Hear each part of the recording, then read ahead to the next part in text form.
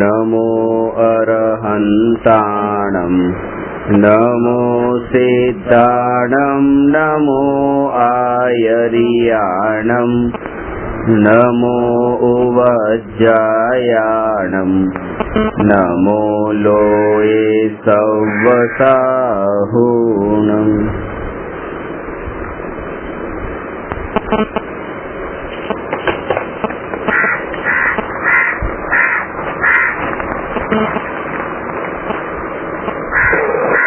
प्रश्न नंबर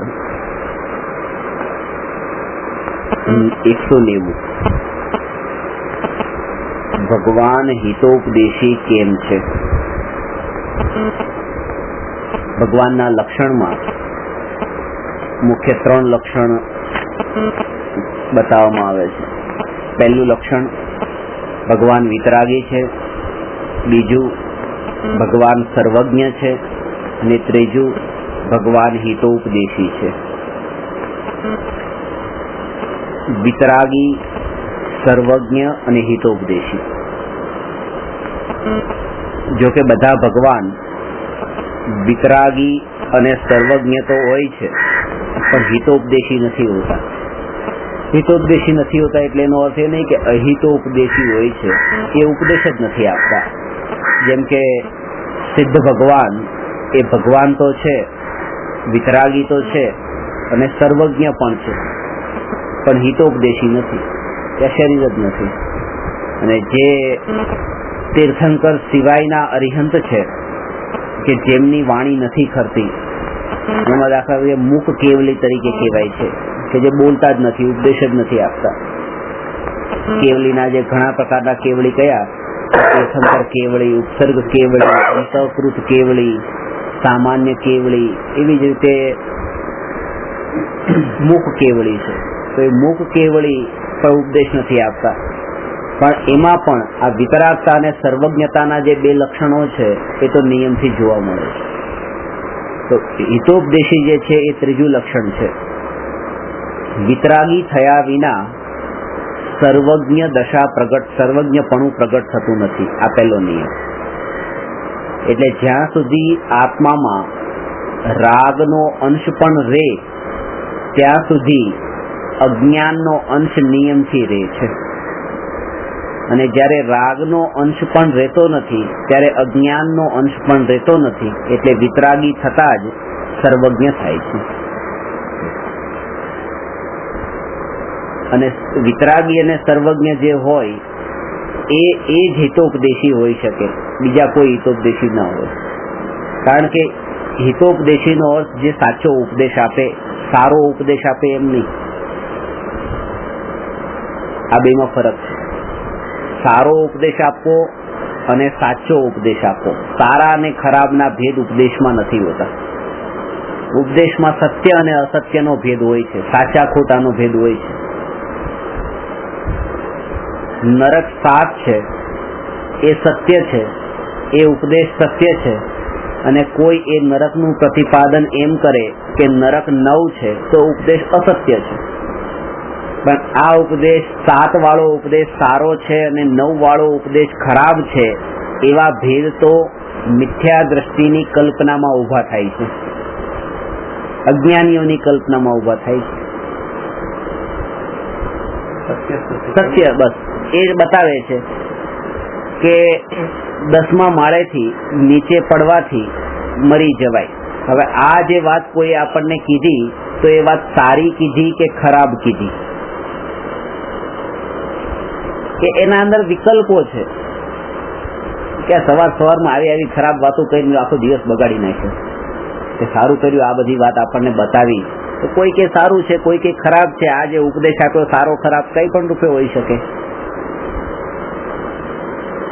પણ એ પડીને મરી જવાય એ ઉપદેશ સાચો છે। તો જે સાચું જે છે અને ખોટું છે એવા ભેદ ઉપદેશમાં હોઈ શકે, પણ સારા ખરાબના નહીં। સત્ય સત્યનું અનુમાન તો આપણે લગાવી, હા।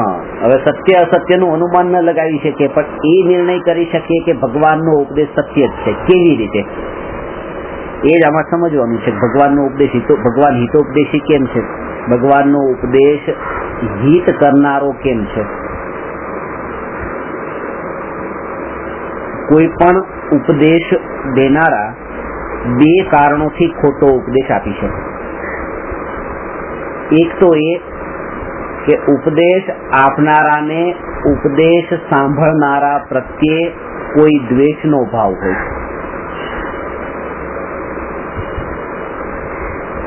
હું તમને કોઈ વસ્તુ સમજાવું છું અને સમજાવવા માટે મને તમારા પ્રત્યે નફરત હોય, જાણી જઈને ચલો આ વાત આજે આમને ખોટી જ ભણાવી દઉં, ભલે એમનું ખરાબ થાય, અહિત થાય, તો એમ જાણીને જાણી જોઈને ખોટી ભણાવી, એ દ્વેષના કારણે.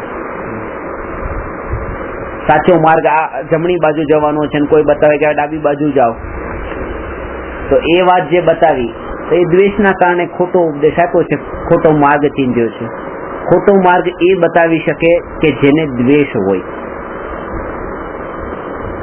અને બીજું કારણ એવું છે કે દ્વેષ ન હોય તો પણ ખોટો માર્ગ બતાવી શકે, જો એને પોતાને જ જ્ઞાન ન હોય.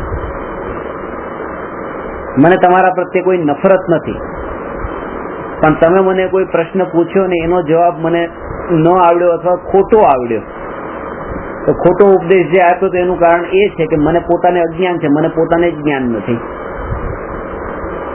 એવું બની શકે કે અજાણ્યા વ્યક્તિને રસ્તો પૂછ્યો છે ને કોઈ દ્વેષ નથી આપણા પ્રત્યે, પણ પોતાને જ ખબર નથી, રસ્તો બતાવી દો ખોટો. એટલે સાચો ઉપદેશ કોણ આપી શકે? કે જેને દ્વેષનો ભાવ પણ ન હોય અને અજ્ઞાનતાનો ભાવ પણ ન હોય. અને ભગવાનમાંથી આ બંને ભાવો ટળી ગયા છે. ભગવાન કોઈને દ્વેષ નથી કરતા, એટલે નફરતથી કોઈને ભગવાન ખોટો ઉપદેશ નથી આપતા. અને ભગવાનને અધૂરું જ્ઞાન હોય એવું નથી, કારણ કે ભગવાનને કેવળ જ્ઞાન પ્રગટ્યું છે, એટલે કોઈ વસ્તુની ન ખબર હોય એવું નથી, પૂરેપૂરી ખબર છે. એટલે અજ્ઞાનતા વાળું જે પડખું છે એ પણ ભગવાનમાં નથી.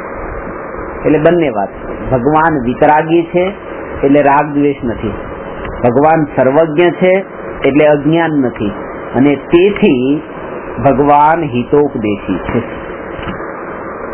ભગવાનનો ઉપદેશ અન્ય જીવોનું હિત કરનારો છે. ત્રીજું કોઈ કારણ નથી.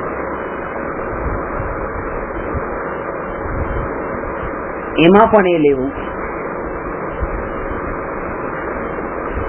કે ભગવાને જે 7 નરકનું વર્ણન કર્યું, 16 સ્વર્ગનું વર્ણન કર્યું, અનુદેશ અને અનુત્તરનું વર્ણન કર્યું, સિદ્ધશિલાના વિસ્તારને 45 લાખ યોજનનો વિસ્તારને આ બધું વર્ણન કર્યું, એ સાચું હશે કે ખોટું હશે તો એ આપણે અહીંયા પણ પ્રૂવ કરી શકીએ છીએ. કેવી રીતે? કે ભગવાનની દિવ્ય ધ્વનિમાં ખાલી આ નરક ને સ્વર્ગનું જ વર્ણન નથી આવ્યું. ભગવાનની દિવ્ય ધ્વનિમાં એ ઉપદેશ પણ આવ્યો છે કે રાગ દ્વેષ અને મોહના ભાવ આત્માને દુખી કરનારા છે, અને રાગ દ્વેષ મોહનું ટળવું એ આત્માને સુખ તરફ લઈ જનારું છે. આ પણ ભગવાનની દિવ્ય ધ્વનિનો જ ઉપદેશ છે. હવે તમે તમારા પોતાના ઉપર ઘટિત કરો કે તમને સુખ દુઃખ, તમને જેનાથી સુખ દુઃખ થાય છે, આ બે વિષયમાંથી કયા વિષયના કારણે સુખ દુઃખ થાય છે? ભગવાને કીધું કે આ પર પદાર્થ છે અને એમાં મોહ કરશો તો દુઃખી થશો, આ પહેલી વાત. અને ભગવાને એમ કીધું કે નરક 7 છે. તો મારા માટે પ્રયોજનભૂત ઉપદેશ કયો છે? નરક 7 હોય કે 9 હોય એનાથી મને કોઈ સુખ દુઃખ નથી થતું, પણ આ પર વસ્તુને હું પોતાની માનું છું તો મને દુઃખ થાય છે, અને પોતાની નથી માનતો તો મને સુખ થાય છે.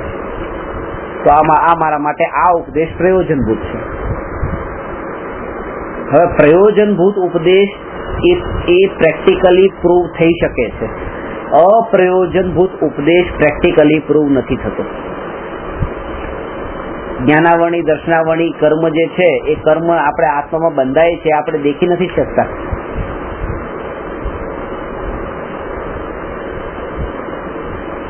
એ દ્રવ્ય કર્મ છે, અને આત્મામાં ઉત્પન્ન થતા મોહરાગ દ્વેષના ભાવો એ ભાવ કર્મ છે. ભગવાને બંને ઉપદેશ આપ્યા છે, પણ ભાવ કર્મ તો પકડમાં આવે છે અને એ જ મારા સુખ દુઃખ નું કારણ બને છે. દ્રવ્ય કર્મ તો જડ છે, એ મને સુખી દુઃખી કરતા નથી. જેવી રીતે કોઈ ભાવ કરીને એક પથ્થર લઈને પોતાના માથા પર પથ્થર મારે અને માથું ફોડી નાખે ને એમ કે આ પથ્થર કેટલો ખરાબ છે કે મારું માથું ફોડ્યું એને, તો પથ્થરના કારણે માથું ફૂટ્યું છે, પણ મૂળ તો ભાવ તો પોતાનો હતો, એટલે એ પથ્થર ઉપર દોષ દેવો યોગ્ય નથી. એવી રીતે આ દ્રવ્ય કર્મ જે છે એ દ્રવ્ય કર્મ ઉપર દોષ દેવો યોગ્ય નથી.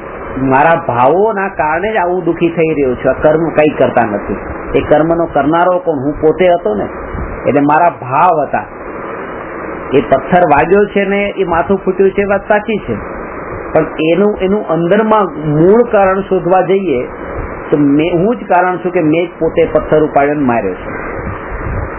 એવી રીતે આ કર્મ જે છે એ કર્મ મને ફળ આપે છે, પણ એનું કારણ કર્મ નથી. મેં જ ભાવ કરીને કર્મ બાંધ્યા એના ફળમાં મારે આ દુઃખ ભોગવવું પડ્યું છે. તો ભાવ કર્મ એ મારા દુઃખનું કારણ બને છે, દ્રવ્ય કર્મ નહીં.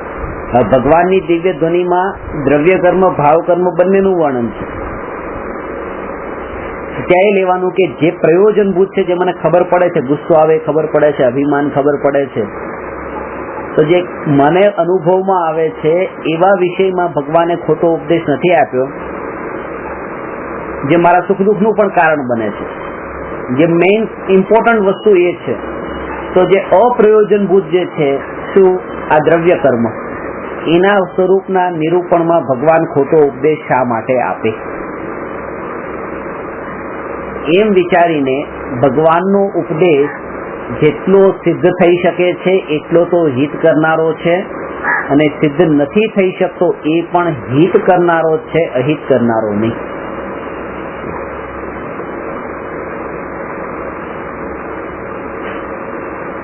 કોઈ ઉપદેશ સાંભળીને આપણને એમ લાગે કે શાસ્ત્રમાં એ ઉપદેશ આપવામાં આવ્યો કે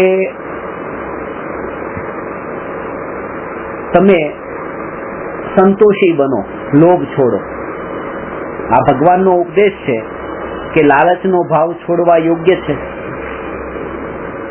હવે તમે આ ઉપદેશને જીવનમાં અપનાવ્યો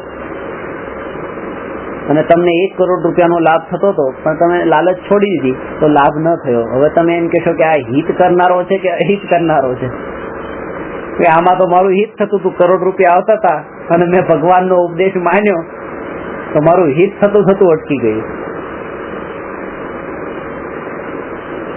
એટલે લોકના અંદર એ દ્રષ્ટિએ જોયા, કારણ કે લોક અજ્ઞાનીની દ્રષ્ટિ જેવી હોય છે કે વસ્તુઓને ભેગી કરવી એમાં એનું હિત છે, પણ ભગવાન કહે છે એમાં તમારા આત્માનું હિત જ છે. કારણ કે જે 1 કરોડ રૂપિયા તમારી પાસે આવ્યા હોત તો એ 1 કરોડ રૂપિયા સીધા તાત્કાલિક એ પરિગ્રહ તરીકે કેવા, પાપ કેવા, અને તમે કઈ કર્યું નથી, ખાલી આ સંતોષના ભાવના કારણે 1 કરોડ નામના પરિગ્રહના પાપથી બચ્યા. અને પાપથી બચવું એ જ આત્માનું હિત છે. એટલે અધ્યાત્મના અંદર એ રીતે લેવાય છે, જે દુનિયાની દ્રષ્ટિમાં વસ્તુને ભેગી કરવી એમાં હિત માનવામાં આવે કે આમાં મારું હિત કર્યું, પણ એના અંદર જે માનો કે કોઈને કોઈ વસ્તુ આપી ભેટમાં તો સામાવાળાનું હિત કર્યું. હિત તો આનું થયું છે કે આની પાસેથી આટલો પરિગ્રહ ગયો. જયારે ચોર ચોરી કરીને જાય છે ત્યારે ચોરનું હિત થાય છે, અને જેના ઘરમાંથી ગયા એનું અહિત થાય છે. એમ નથી, જેના ઘરમાંથી ગયા એનું તો હિત થયું અને જેની પાસે ગયા છે એનું અહિત થયું.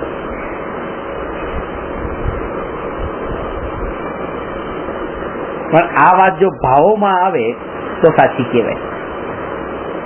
હકીકત તો આ જ છે, પણ બંનેને એમ છે, બંનેની માન્યતા ઊંધી છે. શેઠની માન્યતા એવી છે કે આ ગયા તો મારું અહિત થયું, અને ચોરની માન્યતા એવી છે કે આવ્યા તો મારું હિત થયું. કારણ કે ભાવોમાં એ નથી, અને ભાવોમાં જયારે આવે ત્યારે ભગવાનનો ઉપદેશ હિત કરનારો છે એ સિદ્ધ થયું છે. ભગવાનનો ઉપદેશ હિત કરનારો એટલા માટે છે કારણ કે ભગવાન કોઈ વ્યક્તિ વિશેષને લક્ષ્યમાં રાખીને ઉપદેશ નથી આપતા. એક વ્યક્તિને જ ઉપદેશ આપે એમ નહીં, એક વ્યક્તિ લક્ષ્યમાં હોય એમ નહીં. કેમ? કારણ કે ભગવાન કરુણાથી ઉપદેશ નથી આપતા. કરુણા હોય ત્યાં ભેદ પડી શકે છે કે કોઈના પ્રત્યે ઓછી કરુણા, કોઈના પ્રત્યે વધારે કરુણા. એક સરખી કરુણા હોવી અસંભવ છે. એક સરખી કરુણા, કારણ કે કરુણા એ રાગ છે ને રાગ દરેક પદાર્થમાં એક સરખું નથી હોતો, કોઈમાં ઓછો, કોઈમાં વધારે.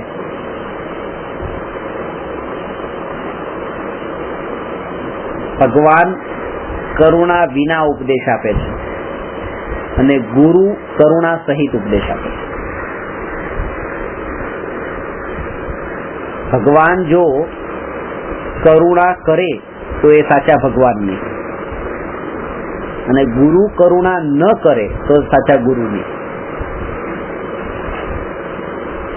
એ તો કરુણા પૂર્વક જ ઉપદેશ આપે ગુરુ.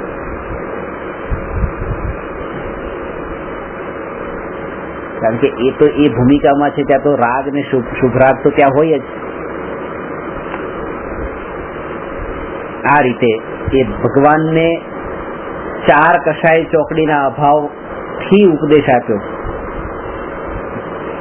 ભગવાને તો ખોટું ન બતાવ્યું, પણ એની આગળ પરંપરા ચાલતા કે મને ગણધર દે, તો ગણધરને તો હજુ એક કષાય ચોકડીનો ઉદય છે, સંજોલન કષાયનો.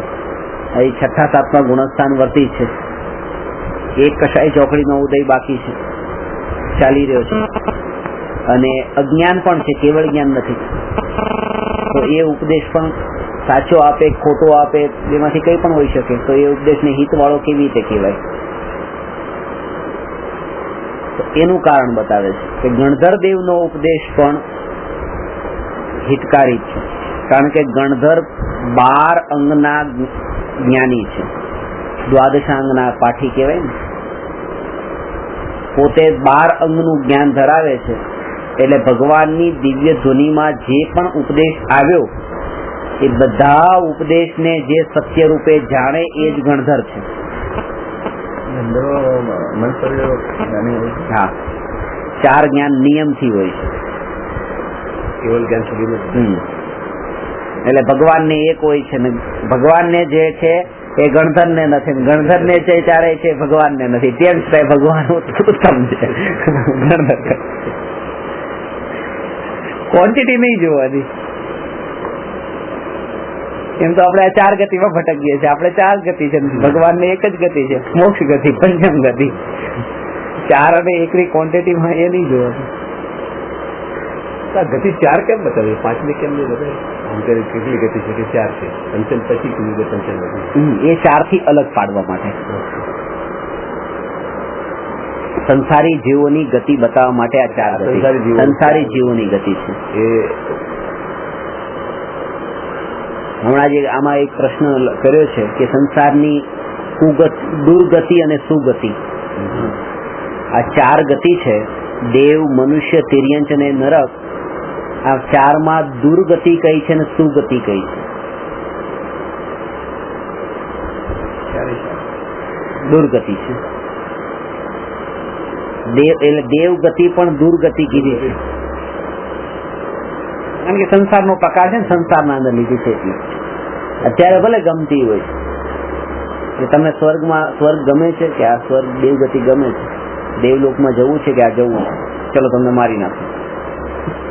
અત્યારે જવું છે, અત્યારે નથી જવું, અત્યારે તો અહીંયા જ રહેવું છે.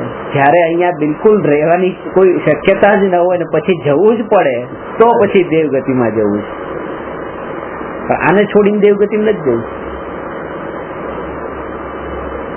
દરેક મનુષ્ય અને તિર્યંચનું એવું જ હોય. એકદમ દુઃખી હોય એને પણ દેહ છોડવાનો હોય તેને કેટલું દુઃખ થાય, કેટલો દુઃખી હોય, રીબાતો હોય, છતાં પણ આમ મનમાં આ ભાવના હોય કે હવે હું મરી જાય.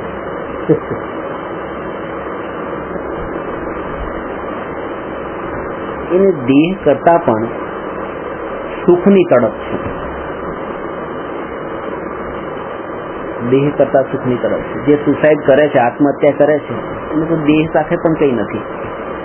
પોતાના દેહનો પણ અંગનો પણ ઘાત કરી નાખે છે. કેરોસીન છાંટ્યું અને બળી ગયો. દેહની પણ ચિંતા નથી કરતી. એ સુખની પાછળ દોડે છે. એને સુખ જોતું છે અને માને છે કે આ રીતે મરી જઈશ તો મારું દુઃખ છૂટી જશે. દુઃખ છૂટી જવાનું નામ સુખ છે. હું સુખી થઈ ગઈ, આ દુઃખથી તો છૂટી જઈશ એમ.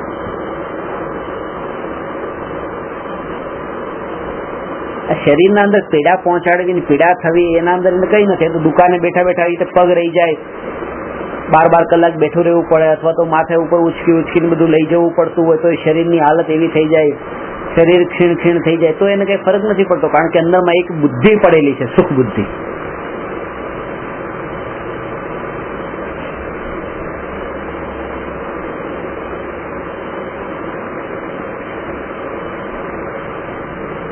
આખી જિંદગી જે કમાયેલા પૈસા એને છેલ્લી ઘડીએ છે ને કામમાં આવે છે. પૈસા કમાવા માટે શરીર ઘસી નાખે, અને પછી કમાયેલા પૈસાથી જે શરીર બીમાર પડ્યું એને સારું કરાવે. પેલા કમાણો, શરીરને મેં બીમાર કરીને કમાણો, કમાઈને પછી શરીરને બીમારી થઈ, એને બીમારી દૂર કરી. શરીર વેચી પૈસા લાવે, પૈસા વેચી શરીરમાં. એ જીવે છે એવી રીતે કે જાણે મરવાનો જ નથી, અને મરે છે એવી રીતે જાણે જીવ્યો જ નથી. આના અંદર મર્મ છે, વિચાર કરજો એના ઉપર. આપણી પણ એવી વૃત્તિ છે કે જીવીએ છીએ એવી રીતે જાણે મરવાના જ નથી.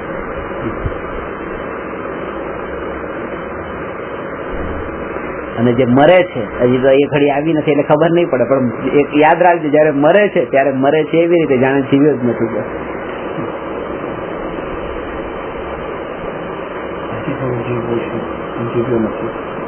એટલા માટે કીધું છે કે મરવાના લક્ષ્ય જીવવું અને જીવવાના લક્ષ્ય મરવું. મરવાના લક્ષ્ય જીવવું. કૃપાળુ દેવા કહેતા કે આંખ ખોલતા તે આજે જ મારું મરણ છે. એક બાજુ એમ કહું છું હું અનાદિ અનંત છું, અને બીજી બાજુ આજે જ મારું મરણ છે, આજે જ મારું મરણ છે, હમણાં પણ મરી શકું, આ એક પળ પછી મરવાનું છે. મરવાના લક્ષ્ય જીવવું. મરવાના લક્ષ્ય જે જીવ્યો હશે એ અહીંયા એટલો બધો જોડાણ નહીં કરે, એ પહેલેથી કંટ્રોલ રાખશે, ખબર છે મરવાનું છે હવે, તો એવી રીતે જીવશે. મરવાના લક્ષ્ય.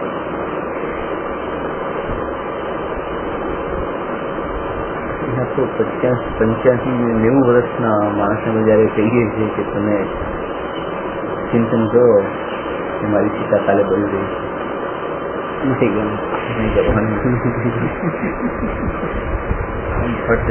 મોડું થયું. અને ત્યારે આપણે દીકરાને ધર્મ કરવાનું કે દીકરો ધર્મ ન કરે ત્યારે દુઃખ ન લાગે, કારણ કે ખબર પડે છે ને કે ભાઈ 85 વર્ષ આ નથી ગમતું તો આ 20 વર્ષના ક્યાં ગમ, કેવી રીતે ગમશે? હજી તેને કઈ ભોગવી જ હતી, એ તો બધું ભોગવી ચૂક્યો છે. અને બંનેને હવે એને બે થી અલગ કરીને જોઈએ કે 85 વર્ષ ને 20 વર્ષ, એ બે ને ધર્મ નું સમજણ નથી, જ્ઞાન નથી. આ તો આપણે જ્ઞાન થયા પછી મરવાની વાત આવે તો આપડા હાલ થાય છે, એને તો કેવી રીતે થાય? જ્ઞાન તો થાય છે, જ્ઞાન થયા પછી તે આટલું થાય છે.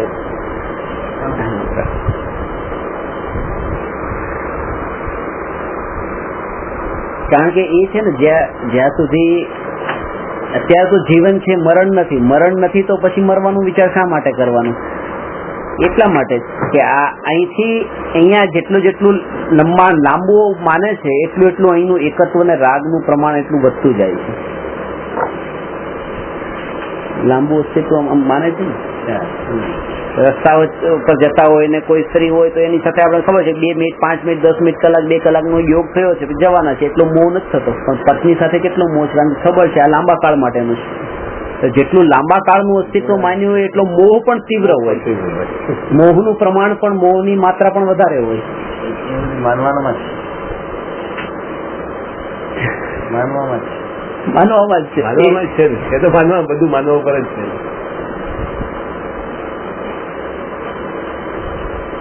We want everything permanent or temporary life.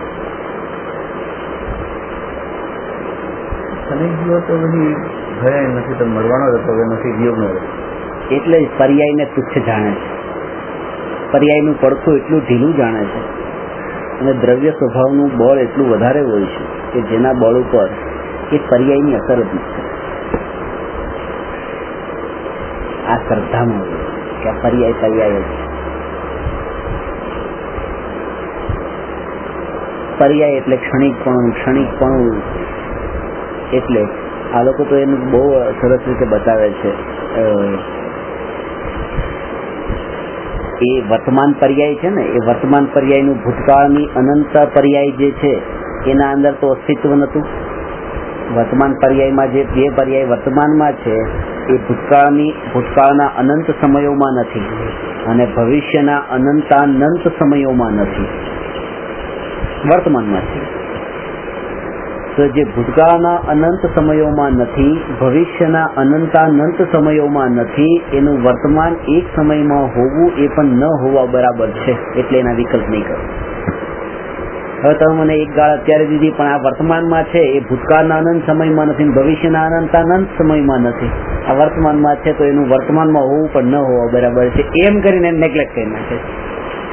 અને આશ્રય કોનો છે? દ્રવ્ય સ્વભાવનો, કે જેના બળ ઉપર આ પર્યાય ઉપરથી દ્રષ્ટિ છૂટી શકે છે. દ્રવ્ય સ્વભાવનો આશ્રય ન હોય તો ખાલી થઈ જાય, કારણ કે તો પછી રહી ક્યાં? કારણ કે અત્યારે તો આ જ એનું હતું કે ગાળ સાંભળવાની છે, બીજું તો કઈ એની પાસે છે જ નહીં. કે અને જે છે એ પાછું બધું ક્ષણિક છે, તો નિત્ય શું? એટલે નિત્ય જ્ઞાયકનું લક્ષ્ય જો હશે તો આ ક્ષણિકનું એ એને તુચ્છ લાગશે, ફરક નહીં પડે. અંદરમાં સુખની માન્યતા એ રીતે નથી થઈ જતી, ગમે તે કાર્ય થાય. આના અંદર પણ એ જાગૃતિ કે આ ગાળ દે, પછી આ જો આટલું સરસ આપણે આ કામ કરી રહ્યા છીએ, આમાં પણ સાંભળવા માટે શબ્દો કાનમાં પડશે, બહુ સરસ, બહુ સરસ, બહુ સરસ, આ ક્ષણિક છે, આ ક્ષણિક છે, આ ક્ષણિક છે. તો હમણાં કહેતા ને, હવે આટલું સરસ કામ છે, આટલું સરસ, ન્યાયકની બરાબરીમાં તો આ સરસ નથી. એ જાગૃતિ કે જેના બળ ઉપર કસાય ઉત્પન્ન નથી થતું. હું મરતો નથી, હું બોલતો નથી, મને ભૂખ લાગતી નથી, હું કોઈ આધારિત નથી. અને આમાં એનું જયારે આવો વિકલ્પ ઉઠે કે હું બળતો નથી, ત્યારે એ બળતો નથી એવા આત્માનું ભાવભાષણ થાય. એ ભાવભાષણ કેમ કરવાનું એ આગળ પ્રશ્ન આવે છે કે કેવી રીતે એનું જેમ અનુભવ કરેલા પદાર્થનું ભાવભાષણ તો સરળ છે, પણ જેને અનુભવ્યું નથી એનું ભાવભાષણ કેવી રીતે? આમ રસગુલ્લા, ગોળ, આંબલી, લીંબુ આ કહેતા તો એનું ભાવભાષણ થતું અહીંયા જ્ઞાનમાં ખ્યાલમાં આવે છે, પણ આત્મા કહેતા એનું ભાવભાષણ નથી થતું, તો એ કેવી રીતે કરવાનું? ક્યાંથી એને પકડવાનો? સામાન્ય જ્ઞાનથી.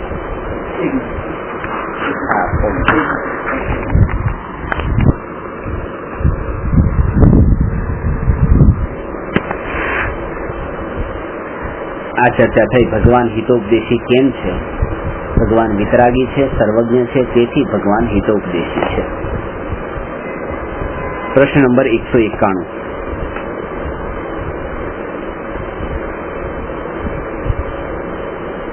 મોહ અને રાગ વચ્ચે શું અંતર છે? દ્રષ્ટાંત સહિત જણાવો.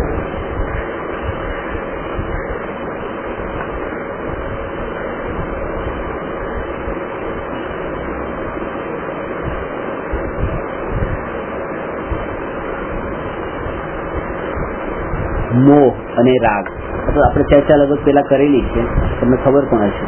બોલો. મોહ અને રાગ બંને એક જ છે. મારા પણ સારા પણ, એકમાં મારા પણ છે ને એકમાં સારા પણ.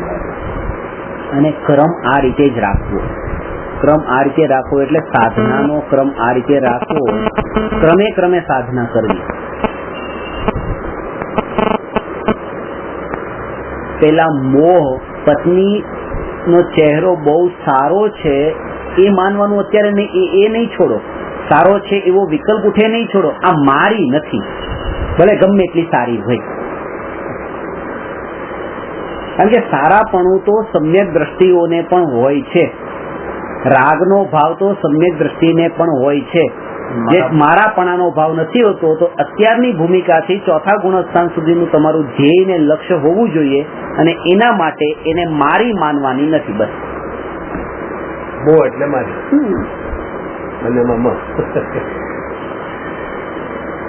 અને આનો ભેદ કે આ કપડા બહુ સરસ છે, આ સોનું બહુ સરસ છે, આ દાગીના બહુ સરસ છે, આ પેન બહુ સરસ છે, આ મોબાઈલ બહુ સરસ છે, હું આનાથી જુદો છું એ જાગૃતિ, અને જે હું એનાથી સરસ કઈ નથી એ જાગૃતિ. પછી ભલે એ સરસ હોય,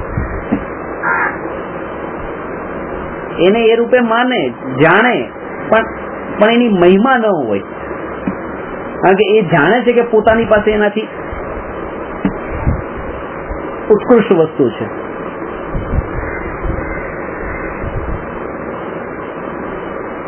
મુકેશ અંબાણી તમને એમ જાણે કે તમે કરોડપતિ છો, એમાં ખોટું નથી, પણ એ તમને કરોડપતિ જાણે એના અંદર એને કઈ મજા નથી, કારણ કે એને ખબર છે કે એ જેટલો કરોડપતિ છે એના કરતા વધારે કરોડપતિ હું છું. આ જેટલું સારું છે એના કરતા ઉત્તમ આત્મા સારો છે, એ સારું છે, આ સારું છે, આ સારું છે, પણ એ મારું કઈ નથી. અને જયારે એમ લાગે ને કે મુકેશ અંબાણીને એમ લાગે કે રવિભાઈના કરોડ રૂપિયા મારા નથી, તેને દુઃખ નથી થતું, કારણ કે એમાં કઈ દમ નથી. 1 કરોડ રૂપિયા મારા નથી તો શું, કઈ મારું શું ગયું, એને તો કઈ નથી લાગતું એમ. તો આ વસ્તુ બહુ સારી છે, પણ મારી નથી. તો મારી નથી, આવી સારી વસ્તુ મારી નથી, તો મારું કેટલું નુકસાન ગયું એવું નથી લાગતું, કારણ કે મારી પાસે જે છે એવો ખજાનો છે કે એની બરાબરીમાં તો આ કઈ નથી. એટલા માટે મારું નથી એમ કેતા એને દુઃખ નથી લાગતું, પણ એના સંબંધમાં જે વિકલ્પો ઉત્પન્ન થતા એ ઉત્પન્ન થતા અટકી જાય છે, તો સુખ પ્રગટ થઈ જાય છે.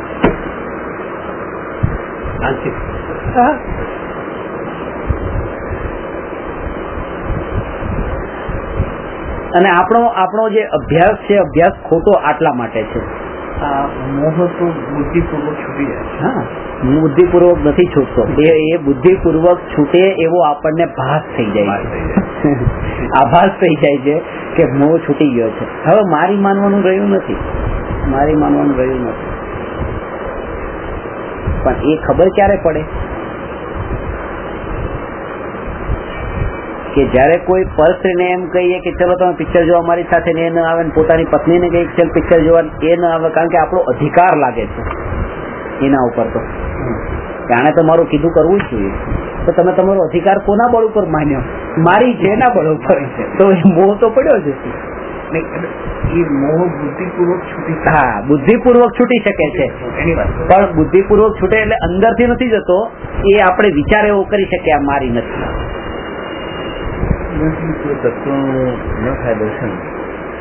સ્વભાવથી ન ઓળખ્યું હોય ને, એટલા માટે જ તે આ જરૂર છે. પહેલા હમણાં સાહેબ કહેતા કે છે ને, આ સમજણ થયા વગર દીક્ષા પણ લઈને તો એ કેમ એળે જાય છે, કારણ કે આ તત્વનો નિર્ણય નથી. અને આ વાંચ્યા પછી લે, કારણ કે આજે જો શું થાય છે કે આ વસ્તુ જેને હું મારી માનું છું અને હવે દીક્ષા લેવી છે, તો આને છોડવી તો પડે, દીક્ષામાં છોડી, તો એ કષ્ટ કેવું હશે તમે વિચાર કરો.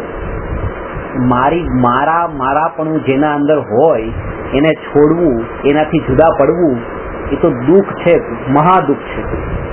તો એ દુઃખને ટાળવાનો ઉપાય શું? કે પહેલા એ કે આ વસ્તુ મારી નથી, એ માની, અને હવે છોડવાનો વારો આવ્યો, તો બહુ તકલીફ નથી પડતી, કારણ કે પારકાને છોડવામાં એટલી તકલીફ ક્યારેય થતી જ નથી. તકલીફ તો પોતાનાને છોડવામાં થાય છે, જેમાં મોહ છે. એટલે મિથ્યાત્વ જ્યાં સુધી છૂટતું નથી ત્યાં સુધી પરિગ્રહ છોડવાની કોશિશ કરે તો દુઃખી થઈ જાય. ત્યાં જઈને પછી પરિગ્રહનું જ કામ કરે, એટલે જ કરે છે. ત્યાં ઝઘડે ત્યાં જ ગરબડ છે. એકને પરિગ્રહ છે અને માનતા નથી, અને પરિગ્રહ માને છે. वो सिलेबस ऐड हुआ है, वो तैयारी तो वांची देखी बात है, आप एक क्वेश्चन ऐड है, वो करें अगर कोई साधु पुरुष लेना तो अंतिम उत्तम कोई नहीं, वो पाले अतरू उत्तम पाले के मतलब समझो કે આપ બહુ જ ચિંતન રહસ્ય એટલું બધું છે, પણ સમ્યક દર્શનની નજીક પહોંચી જાય પછી એ આત્માનું ચિંતન. ખાલી આ જ વાત નીકળી, ધ્યાનની વાત નીકળી. ધ્યાનની પહેલા શું જોઈએ? એના પહેલા જે જ્ઞાન છે, બધા જે માર્ગદર્શન સાધનાના જે ગુણો છે પેલા તો એ જોઈએ. તમારી અંદર સરળતા જોઈએ, સ્વીકાર જોઈએ, તમે શાંત જુઓ, તમારી અંદર પ્રમોદ ભાવના જોઈએ. આ બધા ગુણો હોતા નથી. તત્વનું ચિંતન કરવા તો શાના ચિંતન કરવું? સ્વીકાર ભાવના જોઈએ, સરળતા જોઈએ. અહીંયા તો પૂરો અહમ ભરેલો છે અને આપણે ધ્યાન કરવા એમાંથી આપણે પ્રશ્ન કાઢીએ છીએ કે આમાંથી વિરોધ ઉભો નહીં થાય. તો એક વાત છે કેવી રીતે, જ્યાં સુધી સ્વીકારની ભાવના નહીં હોય ત્યાં સુધી એ વાત છે કેવી રીતે? એને હાથમાં આવે તો ખોલે પણ નહીં ને. આ તો બીજાનું આમાંથી કાઢો કે રાખો કાંઈ લેવું નથી. ઘણી વખત તો એવું થઈ જાય છે કે આત્માની વાત પણ બીજાની લાગે છે. આપણો ધર્મ નથી, આપણો ધર્મ ત્યાગનો ધર્મ છે. આત્માનો ધર્મ થોડો છે, આત્મા વાળા છે. આ આત્મા વાળા અને અમે ત્યાગ, સંયમ, તપ, અમે ધર્મી. આ તો આત્મા આત્મા કરે. દેશદ્રોહી જે દેશમાં રહીને જેનું વાપરે છે એને ભૂલે છે, એને દેશદ્રોહી કહેવાય. જે આત્માના બળથી ચાલે છે એ આત્મદ્રોહી. પોતે આત્મદ્રોહી છે. બંને એક સરખી સજા છે.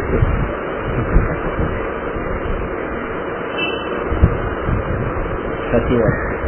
પેલો જેલમાં નાખે, અહીંયા જેલમાં નાખે છે મિથ્યા તો પણ દેખાતું નથી.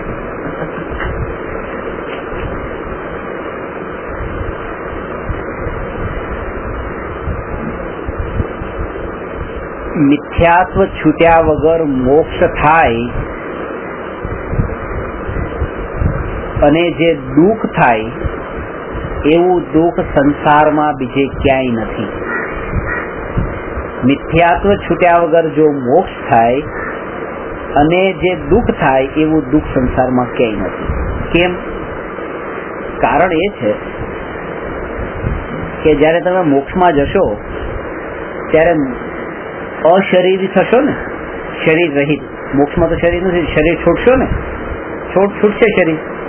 હવે શરીરમાં તો મારાપણું પડેલું છે અને મોક્ષ થઈ રહ્યો છે, શરીર છૂટી રહ્યું છે, તો એ શરીરને છોડવાનું દુઃખ કેટલું હશે કે મારું શરીર, મારું શરીર, મારું શરીર. તો પહેલા એ માનવાનું છે કે આ શરીર મારું નથી. તો મોક્ષ થાય ત્યારે જયારે શરીર છૂટશે ત્યારે એટલી તકલીફ નથી, કોઈ ફરક નથી. કચરો જઈ રહ્યો છે ઘરમાંથી, એના માટે તો હમણાં મોક્ષ નથી. કચરો જઈ રહ્યો છે ઘરમાંથી, કચરો લઈને જતા હોય ને જે આભાર માને ને કે આ ટેબલ ન લઈ જાય પણ ટેબલ ઉપર રાખેલો કચરો છે સાફ કરીને લઈ જાય તો આભાર માનીએ છે. તો આત્મા તો રહી જાય અને શરીર છૂટે તો કે આ કચરો ગયો. પણ એ જ કરી શકે જે આને મિથ્યાત્વ જેનું છૂટ્યું એને પારકું જેને માન્યું એ થાય. એટલે આમાં બહુ સૂક્ષ્મ નથી લેવું કે મોહ એટલો ખતરનાક છે, રાગ એટલો ખતરનાક નથી. કારણ કે રાગની હાજરીમાં અતિન્દ્રિય આનંદના ઘૂંટડા પી શકાય છે, મોહની હાજરીમાં નથી પી શકાતા.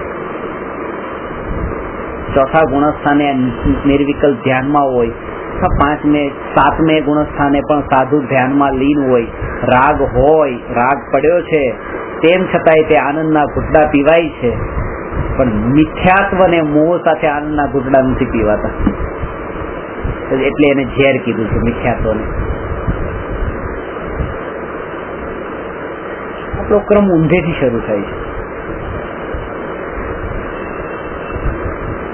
મિથ્યાત્વ, અવિરતિ, પ્રમાદ, કષાયને યોગ, જે 5 કારણો કીધા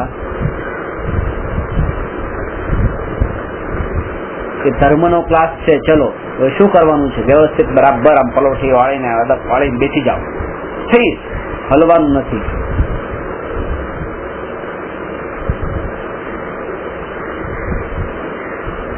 યોગ આ ધર્મનું એક અંગ. તમે વ્યવસ્થિત સીધા સ્ટ્રેટ વ્યવસ્થિત બેસી જાઓ, ધર્મનું અંગ છે. શરૂઆત ત્યાંથી કરાવે છે. મિથ્યાત્વ, અવિરતિ, પ્રમાદ, કષાયને યોગ. યોગ જે 5મા નંબર, જે છેલ્લે જે 14મા ગુણસ્થાનમાં જેના ઉપર વિજય થાય છે, 14મા ગુણસ્થાને જેના ઉપર વિજય થાય છે એ યોગ ઉપર વિજય અત્યારે મેળવવાનું કહે છે. અને મિથ્યાત્વ જે અહીંયા છૂટી શકે છે એ છૂટતું જ નથી, કારણ કે બધો ટાઈમ તો યોગને સ્થિર કરવામાં જાય છે. મિથ્યાત્વનો ઉપદેશ એ નીકળતો નથી પ્રવચનમાં. આ પણ એક મિથ્યાત્વ છે, ઉલટો કામ એ પણ એક મિથ્યાત્વ છે કે મિથ્યાત્વથી શરૂઆત ન કરીને યોગથી શરૂઆત કરવી એ મિથ્યાત્વના તીવ્ર ઉદયથી આવું થાય છે.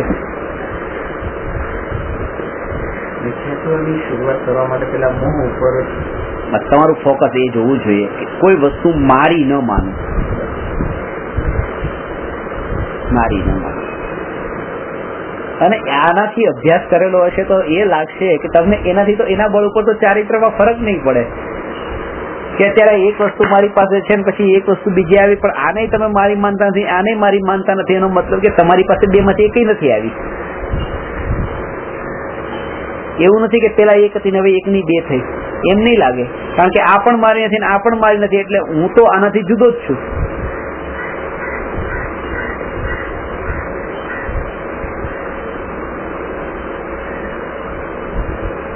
તીવ્ર કર્મ મોહ કર્મના ઉદયથી આવો વિચાર પણ ન આવે કે હું આને પારકી માનું.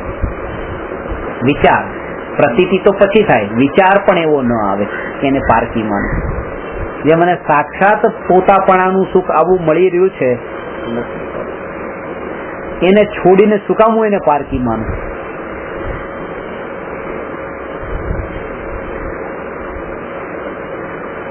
કારણ કે અસ્થિ વાળું પડખું ગ્રહણ નથી થયું ને એટલા માટે એને એમ લાગે છે પછી શું કે આ પત્ની છે, હવે આ પત્ની મારી નથી, અને પારકી માની લઉં તો હું ક્યાં જાઉં, આ ઉંમરે પછી મને કોણ આપે બીજું, એકને છોડીને બીજે ક્યાં જાઉં, એટલે ના આ જ મારી. પણ એમ માની લે કે એ જ્ઞાયકનો એકત્વ કરવા માટે એક વસ્તુ છે આ જ્ઞાયક, પણ એ જ્ઞાયક તો સાંભળ્યો જ નથી, એટલા માટે પર વસ્તુનો મોહ છૂટતો નથી. અને ધર્મ કરવો છે એટલે મોહ છોડ્યા વગર ત્યાગ કરી દીક્ષા લઈ લેવાય છે. એટલા માટે દીક્ષા લઈ લેવાય છે કે ધર્મ કરવો છે, મોહ છૂટ્યો નથી. કારણ કે મોહ તો ક્યારે છોડે, આનું પોતાપણું ક્યારે છોડે, જયારે આત્મા મળે, અને આત્મામાં તો આત્માની વાતો કાનમાં પડી નથી. એક જગ્યાએ એકત્વ થાય તો બીજી જગ્યાનું એકત્વ તૂટે. એકત્વ કરવા વાળી કોઈ વસ્તુ મળવી જોઈએ ને. 20 વર્ષ સુધી માતા પિતા પોતાની દીકરીને એટલું બોલે, મારપીટ પણ કરે, તોફાન કરે તો એને મારે પણ કે આ તારી ભૂલ છે, દીકરીને મારે છે, પણ તોય એ દીકરી ક્યારેય એમ નથી કહેતી કે તમે મારા પિતા નહીં, તમે મારી મમ્મી નહીં, આજ મારા માતા પિતા. એકત્વ જે છે ને, એકત્વનો ભાવ ટળી નથી જતો મારપીટ ખાઈને પણ. 20મા વર્ષે જયારે લગ્ન થયા અને પતિના ઘરે જવાનો ટાઈમ થયો, પતિનો જે પિતા એ મારા પિતા અને પતિની જે માતા એ મારી માતા, આ મમ્મી ના પપ્પા સતત. લગ્ન પેલા આંટી ને અંકલ કહેતી હતી, હવે મમ્મી પપ્પા કહેવા મને. પતિમાં પોતાપણું આજ સુધી બીજી જગ્યાએ પોતાપણું કરવા માટે 20 વર્ષ સુધી કઈ મળ્યું નહીં, તો અહીંના માતા પિતાનું પોતાપણું નહીં ચડ્યું કે આ મારા નથી, એવું આ મારા નથી એવું લાગતું જ નતું, આજ મારા છું. પણ કોઈ એવું સાધન મળ્યું કે તરત જ અહીંનું પોતાપણું ટળ્યું. એટલે એક જગ્યાનું પોતાપણું ટાળવા માટે કોઈ એને બીજો આધાર હોવો જોઈએ. હવે જે આ પર પદાર્થોનું પોતાપણું ટાળવાનો આધાર આત્મા છે, જે આત્મા આ જીવોને કાનમાં પડ્યો જ નથી, આ સુધી સાંભળવામાં આવ્યો નથી, વાંચવામાં આવ્યો નથી, અને ક્યારેક સંભળાવવા વાળા અને વાંચીને બતાવવા વાળા મળ્યા તો એને તે જોવા ગમ્યા નથી, એનાથી દૂર ભાગ્યા છે. કે એના માટે તે જે જરૂરી છે તો કશાય મંદ હોવો જોઈએ. આજે અમે સંભળાવવા માટે તૈયાર છીએ, પણ સાંભળવા માટે નહીં. અમે ગ્રહસ્થો પાસે ન સાંભળીએ, અમે આટલા નાના છોકરા પાસે ન સાંભળીએ, ત્યાં પછી કેટલાય વિકલ્પો ને કેટલાય તે બધા ઉભા થાય છે પાછા આગ્રહો. એટલે આટલે સુધી પહોંચીને પણ આ ધર્મના ક્ષેત્રે અહીંયા પહોંચીને તે એ પરનું પોતાપણું નથી ટળતું, કારણ કે સ્વ નથી મળતું.